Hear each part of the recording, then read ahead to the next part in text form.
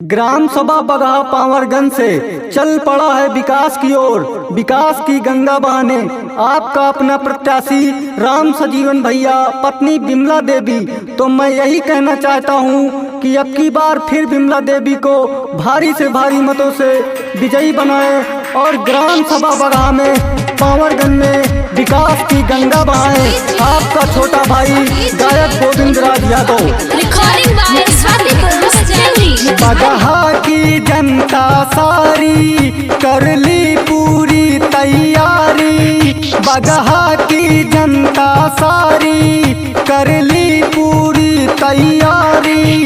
विजयी रथ पर बैठाना हम सबकी जिम्मेदारी। वो सारी जनता का आशीर्वाद ये फिर से पाएंगे।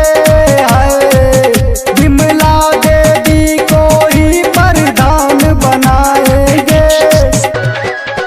हम जीत की माला इनको ही पहनाएंगे। इस बार भी राम सजीवन को ही जिताएंगे। बगहा की जनता सारी। बिमला देवी जिंदाबाद जिंदाबाद जिंदाबाद, राम सजीवन जिंदाबाद जिंदाबाद जिंदाबाद, बिमला देवी जिंदाबाद जिंदाबाद जिंदाबाद। गाँव के अपने बच्चा बच्चा इनका दीवाना है। हर माँ बहन बुजुर्गों ने अपना बेटा माना है। गाँव का अपने बच्चा बच्चा इनका दीवाना है।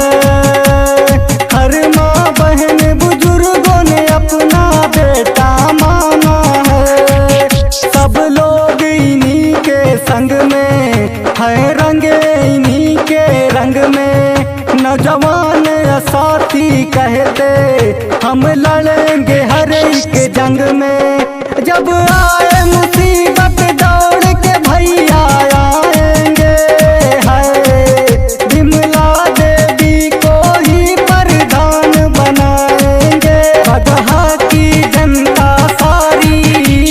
राम सजीवन जिंदाबाद जिंदाबाद जिंदाबाद, बिमला देवी जिंदाबाद जिंदाबाद जिंदाबाद, बगहा की जनता जिंदाबाद। जिंदाबाद जिंदाबाद। माँ बहनों बच्चों को भैया दिल में बसाते हैं। कोई भी दुख हो भैया हमेशा फोन उठाते हैं। माँ बहनों बच्चों को भैया दिल में बसाते हैं। कोई भी दुख हो भैया हमेशा फोन उठाते हैं। जो भी कहते वो करते, पीछे न कभी भी हटते।